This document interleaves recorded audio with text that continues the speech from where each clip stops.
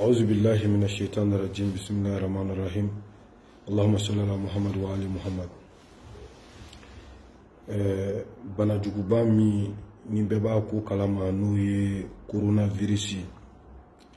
a b'a la ka tiɲɛni min kɛ diɲɛ kɔnɔ a dogolen tɛ maa si la setigi jamanaw camancɛ jamanaw fantan jamanaw coronavirus b'a la ka mɔgɔw faga su ani tile a b'a la ka mɔgɔw minɛ su ani tile maa bayirika caman a ye min minɛ a dun yira la k'a fɔ ko n'a donna farafinna ko bi juguya ka tɛmɛ a tɔ bɛɛ kan bana in ye bana dangerenba ye a yɛlɛma ka di ni yɛlɛmali dan ye an yɛrɛ y'a ye an ka gouvernement ye décision ta baruw boîtes mariages hali janajaw jama ko k'a bɛɛ dabila mais u ko karamɔgɔ alimamu an y'aw bonya an y'aw karama aw yɛrɛ ka taa décision ta o kuma na o décision kɔni kɛra min ye olu ko olu ka yɔrɔw tɛna datugu hali ni bana in donna yɔrɔw tɛna datugu fanba ka hakilina taar'u kan o de kɛra hakilina ye min dira ko hali ni bana donna olu bɛ continuer misirila seliw fɛ seli ye wajibi ye farida don mais ka taa seli kɛ misiri la o tɛ mɔgɔ bɔ silamɛya la mais barajiba b'a la ni mɔgɔ min y'a kɛ sabu ka seli ka so o ye baraji kelen n'i taara misiri la o ye baraji 25 ye donc misiri de baraji ka bon nka n'i y'a mɛn i b'o baraji bɛɛ sɔrɔ o k'a ye ni ɲɛnɛmaya tora sen na mais n'i ka ɲɛnɛmaya yɛrɛ bilala danger la dun sallu fi rihalikum an bɛ se ka seli an ka sow kɔnɔ an bɛ se ka seli an ka du kɔnɔnaw la o la an b'o wagati de la sisan comme gouvernement y'an bonya u y'an gasi sigi donc an yɛrɛ tun kan ka hakili sɔrɔ k'a fɔ ni bana in donna n'a yera hali maa kelen na ka ban parce que bana in yera ka ban a fɔra ko a yera mɔgɔ 2 la bon a bɛ ye mɔgɔ 2 la yɔrɔ o yɔrɔ o b'a sɔrɔ a ye maa caman attaquer ka ban dɛ ala de b'an kisi sisan setigi jamanaw ma se ka fɛn min kunbɛn jango an fantan jamana donc o la ne kɔni bɛna min fɔ ne choix la ani n ka kalanden bɛ yɔrɔ o yɔrɔ an ye misiri caman jɔ an ka kalandenw bɛ minnu na seli ani an yɛrɛ ka misiri ani an ka huseniyaw an ka zawiyaw aw b'a faamu cogo min na an bɛ seli minnu k'a kɔnɔ an bɛ jamana jɛrɛ minnu k'a kɔnɔ kalanden bɛɛ k'a lase ɲɔgɔn ma k'a fɔ an y'a jɔ nin wagati la an y'a jɔ fɔlɔ fo ka taa banako in ɲɔngiri ni ala sɔnna ma juma seli ko t'a la nin wagati la an bɛ wajulu minnu kɛ juma wuladaw fɛ n'an b'a fara ɲɔgɔn kan k'a kɛ tɔnden bɛɛ b'a kɛ i bɛ yɔrɔ o yɔrɔ la an y'o bɛɛ jɔ bɛɛ kelen kelen k'i ka wurudi kɛ bɛɛ kelen kelen k'i ka seli kɛ n y'a fɔ cogo min na juma seli mɔgɔ kelen bɛ se k'i ka seli k'i ka so kɔnɔ ka seli fana seli ni nin dɔrɔra suguw nana ni nin bana suguw nana parce que ni bana in bɛ mɔgɔ kelen na n'a donna juma misiri kɔnɔ ni juma misiri ye mɔgɔ 2000 de ye a tigi bɛ bɔ kuma o kuma o b'a sɔrɔ a y'a bila mɔgɔ 100 la ala k'an kisi mɔgɔ dun tɛna se ka mɔgɔ bali k'o tɛ don misiri kɔnɔ o de la magankaw ye hakili sɔrɔ u ye alikaba datugu ka kira ka dayɔrɔ datugu sallallahu alaihi wa sallam o de la irakiyɛnw ye hakili sɔrɔ Seydina Ali dayɔrɔ najafu u y'a datugu imam Hussein dayɔrɔ alayhi salam u y'a datugu yɔrɔ yɔrɔ bɛ yen ko ye lieu de culte belebeleba ye diɲɛ kɔnɔ bi a bɛɛ datuguna wa mɔgɔw bɛ ka don u ka sokɔnɔnaw la walasa u ka kisi bana in tɔɔrɔ ma donc n'an ka gouvernement y'an bonya u m'a fɔ an ye ko an k'an ka misiriw datugu k'an yɛrɛ ka ɲɔgɔn ye n'a bɛ datugu n'a ko bɛ kɛ cogo min na bon n'an yɛrɛ ma se ka ɲɔgɔn faamuya o la anw ka santé kɔni kama a bɛ se ka kɛ mɔgɔ wɛrɛ bɛ ne ka kuma mɛn o fana bɛ hakilina ɲuman sɔrɔ o fana bɛ ci bila an kɔni nin wagati la an b'a fɔ an ka mɔgɔ bɛɛ ye an ka kalanden bɛ yɔrɔ o yɔrɔ kanuba bɛ yɔrɔ o yɔrɔ bɛɛ bɛ se ka seli ka so ni wakati la nya ni wakati ka teme mi e jakuya seli de jakuya seli te binga bo hadamaden kan mais ta seli jamala o bɛ se ka binga bo mɔgɔ kan dɛ seli jamala bɛ bin sun yɛrɛ min filɛ nin o bɛ binga bo hadamaden kan ni dorura nana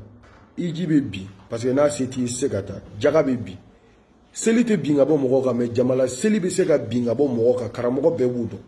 o la magangaw y'a kɛ madinɛkaw y'a kɛ irakɛnw y'a kɛ silamɛya yɛrɛ référence bɛ ta yɔrɔ yɔrɔ kan olu bɛɛ y'a kɛ donc an b'a fɔ bɛɛ ye an ka kalanden bɛɛ k'a fɔ nin wagati la an bɛ hadara minnu kɛ an bɛ juma minnu seli n'o bɛ kɛ an ka se kɔnɔ a bɛɛ bilala fɔlɔ a bɛɛ datuguna jusqu'à la nouvelle ordre inshallah ala ka faamuyali ko ɲuman d'an ma an ma nin dabɔ k'an bɛ mɔgɔ dɔ la gosi walima an b'a fɔ ka maa tɔɔrɔ an ka faamuyali kɛra nin de ye an ko an yɛrɛ de fɔlɔ o la ni mɔgɔ min fɛnɛ y'a dɔn i bɛ se k'a ɲɔgɔnna kɛ bɛɛ k'a kɛ peut-être o bɛ se ka hakilina di ɲɔgɔn ma sinon bana min don bana ɲuman tɛ dɛ bana in c'est très très grave a fɔra ko bana in nalen no de ka maa kilancɛ faga ka bɔ diɲɛ kɔnɔ ni diɲɛ maa miliyari 6 ye a nalen no ka maa miliyari 3 faga ka bɔ a kɔnɔ hali ko bana in m'a ka baara daminɛ fɔlɔ k'a m'a ka mɔgɔ faga yɛrɛ daminɛ fɔlɔ wa ko n'a donna farafinna yan ko farafinna ta ka jugu n'a bɛɛ o la bana kunbɛ o ka fisa ni bana furakɛ yɛrɛ tubabuw b'o k'o de kɛ o de la u kɔnna k'u ka yɔrɔw bɛɛ datugu a ti komi a ye bɛɛ minɛ fɔlɔ mais u kɔnna ka yɔrɔw datugu don o don mɔgɔ bayirika bɛ fara banabagatɔ kan don o don mɔgɔ bayirika bɛ ka fara ka tubabuw la o ye olu ye setigi jamana ye anw dun donc an bɛ min ɲini o ye nin wagati la bolodi ɲɔgɔnma baw visite baw nin bɛɛ ka jɔ fɔlɔ tel que juma misiriw parce que mɔgɔ dɔw bɛ k'a fɔ ko non ko pour ka juma misiri kɛrɛnkɛrɛn ko k'a fɔ ko ka misiriw datugu mais e m'a faamu quoi et puis i tɛ fɛ k'a faamu de quoi sinon bi m'an bila yan misiri datugu ko kuma hali na faamaw ma se k'a fɔ ko k'a datugu ko k'an yɛrɛ k'a décision de ta donc an bɛ ka hakilima de e ka n'i yɛrɛ kelen ka intérêt lajɛ i ka alimamiya kɔnɔ i bɛ warini min sɔrɔ hali n'i tora so mɔgɔw bɛ taa wari d'i ma misiri bɛ yen an b'a fɔ ko misiri ka ci a fɔra de ko ka seliw ɲɔngiri jamala seliw ɲɔngiri yanni ni bana in ka taa ala de ka bana don a y'a bila ka na n'a y'a bila ka na ala mago b'aw yɛrɛ la fɛnɛ a k'aw yɛrɛ la tanga tanga cogo ɲuman na ɔ ni mɔgɔ min k'o la k'i b'i yɛrɛ kɛ silamɛ ka tɛmɛ mɔgɔ tɔw kan i tɛ silamɛ ni mɔgɔ si ye mɔgɔ si tɛ silamɛ ni mɔgɔ si ye parce que mɔgɔ tɛ mɔgɔ dusukun na ne min bɛ k'a f'i ye kaba ala ka ne da ala ka farida juru tɛ n na n bɛ seli farida 5 seli depuis n ye ko dɔn depuis n san 5 n bɛ se k'o fɔ depuis anw san 5 an ye su ni seliw daminɛ n taara hiji n bɛ n ka jaga bɔ n bɛ n ka ɲumanya kɛ ala ko ta n tɛ don a la n tɛ gɛrɛ a la ɔ mais e ka t'i yɛrɛ lajɛya mɔgɔw kan i n'a fɔ mɔgɔw de tɛ silamɛ ye mɔgɔw mago tɛ misiri la ka kɔrɔ nin ko in taara k'a ka nin kuma ninnu da nin ye kodɔn ko de ye quoi an bɛ yɔrɔ min na sisan nɔ an bɛ hakili ko de la an bɛ intellectuel ko de la an tɛ baganya la an tɛ tatawuru la an tɛ baribariya la an tɛ tɔgɔ ɲini na sabu dɔw bɛ ka nin kɛ tɔgɔ ɲini ni i n'a fɔ rappeurs yɛrɛ b'a fɔ cogo min na bezi ɲininaw bɛɛ bɔlen don ko wajulukɛlaw u bɛ kuma la mɔgɔw da la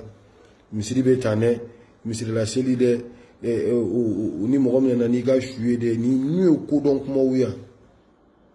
ou bien kelen de a bɛ kɔnɔ e kelen de ye alimami ye ko ni mɔgɔ min nana n'a ka su ye ko seli tɛ k'o kan e kelen de ye alimami jɔn yɛrɛ bɛ taa ka su d'i ma yɛrɛ o ta ye ni mɔgɔ min dalen don i la mɔgɔ min dalen don a la o de bɛ taa ka su d'i ma sinon fo ka diɲɛ wuli mɔgɔ dɔw yɛrɛ tɛ ala deli hali e ka jɔ o ka su fana kunna an ka hakili sigi an ka kɛ kodɔnna ye bana jugu dɔ de bɛ yen c'est très très dangereux ne bɛ fɛ gouvernement yɛrɛ k'a ka décision ta u kana to karamɔgɔw bolo k'u ka décision ta an ka respecter quand même ne kɔni ne ye n ka décision ta nin wagati la k'a fɔ an bɛ an ka jamana seli an b'a bɛɛ jɔ yɔrɔ depuis sanayɛlɛ an y'a daminɛ an ye wajulu jɔ sanayɛlɛ na an ma wajulu kɛ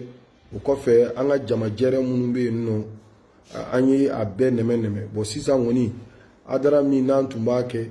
Dravilla o don an nana kɛ an ka so seniya kɔnɔ bon sisan an y'a bɛɛ jɔ fɔlɔ an ka kalanden fana bɛ yɔrɔ o yɔrɔ n'u bɛ jamalajɛrɛ fɛn fɛn u k'a bɛɛ jɔ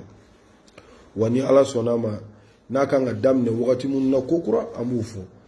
bimam bla law na fora nga jo wakati kunguru ne otif bashi am se ka nga selu ka nga su ka nga wurudu ge na sira anga na nga wurudu bla nyaro seli koni o bla liko kuma te fo ame seli fo ka tan sadi ni sungolo fene sira tan ka antun tugula manga sunge ma ma ke ni hakli wala gambe sama bama inshallah bayadra zulfakar